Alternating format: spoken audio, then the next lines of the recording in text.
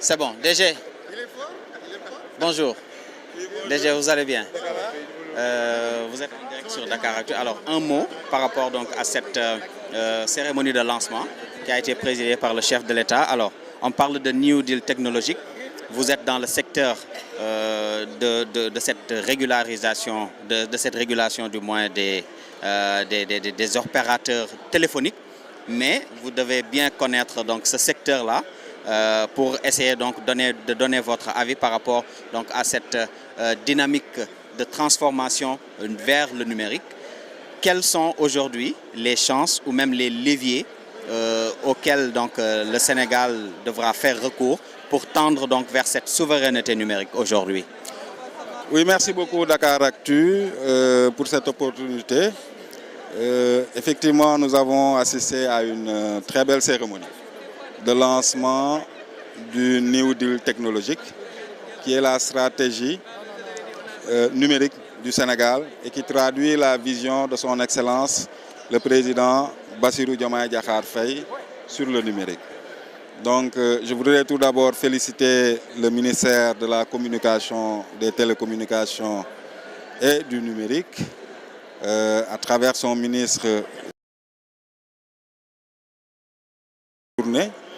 qui, à mon avis, est une belle réussite, tant sur la forme que dans le contenu. Dans le contenu, nous avons vu que le ministère a d'abord commencé par établir le diagnostic. Le diagnostic des stratégies précédentes, identifier clairement les points perfectibles, identifier les gaps pour bâtir ensemble avec tout l'écosystème sénégalais, tout l'écosystème numérique, de façon inclusive et co-constructive, cette nouvelle stratégie du numérique, le New Deal, qui est une stratégie qui va aller de 2025, disons 2024, à 2034. Nous avons vu qu'après ce diagnostic, le ministère a identifié 4 axes stratégiques, déclinés en 12 objectifs stratégiques, projets prioritaires, qui feront l'objet d'un pilotage serré à travers le comité de pilotage qui a été mis en place par le ministère et les comités opérationnels qui travailleront justement à mettre en place le cadre pour opérationnaliser la stratégie. Nous sommes très optimistes et confiants parce que le cadre de gouvernance, il est là, la vision est claire, les projets ont été clairement identifiés, allant de l'amélioration considérable de la couverture numérique du Sénégal à la digitalisation des processus administratifs de l'État, à un cadre de gouvernance pour optimiser les ressources dont nous disposons et rendre cohérent justement les initiatives qui étaient jusque-là un peu disparates des acteurs, que ce soit les acteurs, les ministères sectoriels, les acteurs étatiques, mais également le secteur parapublic. Donc, nous avons vu que le diagnostic est clair et les leviers clairement identifiés. Et de ce point de vue-là, la RTP, que j'ai l'honneur de diriger, compte s'appuyer sur sa mission que lui confère le Code des communications électroniques, une mission d'assistance, une mission de conseil, une mission d'accompagnement et d'appui au président de la République et au gouvernement pour jouer sa partition.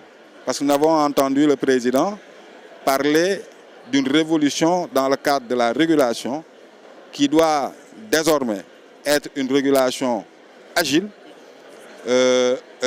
pour soutenir l'innovation. Pour soutenir l'innovation et créer de la valeur et donc, in fine, créer une économie numérique au bénéfice des citoyens, mais au bénéfice également des acteurs de l'écosystème. Une dernière question. Vous avez dû remarquer au niveau donc, de ce stand qu'il y a peut-être un peu de réjouissance par rapport à tout ce qui s'est fait au niveau de la Sonatel. Vous êtes quelqu'un qui accompagne, comme je l'ai dit tout à l'heure, ces opérateurs téléphoniques. Alors, aujourd'hui, la Sonatel, on entend qu'elle a fait un chiffre d'affaires autour de 300 milliards en 2024. Qu'est-ce que cela vous fait en tant que quelqu'un, par exemple, qui a en charge donc, ce secteur de régulation qui implique bien évidemment la Sonatel?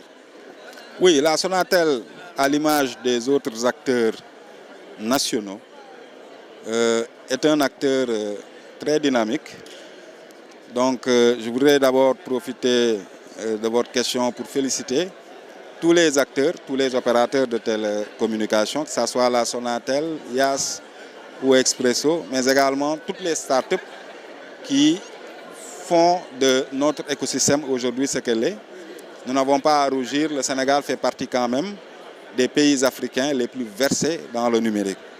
Donc la Sonatel est un champion national qu'il faut accompagner à l'image des autres.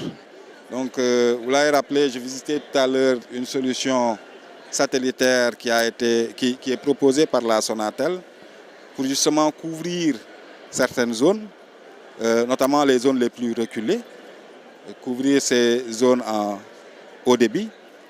Mais également, cette solution participera à faire baisser considérablement les coûts de communication électronique, notamment les coûts de l'Internet. Nous avons commencé à travailler sur ce sujet avant même ma prise de fonction. Ce qu'il faut rappeler, c'est qu'avant ma prise de fonction, le président de la République a instruit le Premier ministre, qui nous a tous instruits de travailler activement avec l'ensemble des opérateurs de télécommunications pour une baisse des coûts de connexion. Parce que ce qu'on a constaté, c'est qu'aujourd'hui, à l'image des autres denrées, les services de communication électronique tels que le téléphone, la connexion Internet et le téléphone constituent pratiquement une denrée de première nécessité. Et donc, rendre accessible cet outil à l'ensemble des Sénégalais, quelle que soit leur bourse, est une mission de l'État et ça passera forcément avec, sur une discussion, une collaboration avec tous les opérateurs pour matérialiser cette vision du chef de l'État et sous le pilotage du Premier ministre, le Premier ministre, M. Ousmane Sonko. Voilà. Merci beaucoup en tout cas. C'est moi qui vous remercie. Merci à vous. Voilà, donc directeur général de l'ARTP. On va entrer au niveau de la Sonatel. Ce stand de la Sonatel que nous allons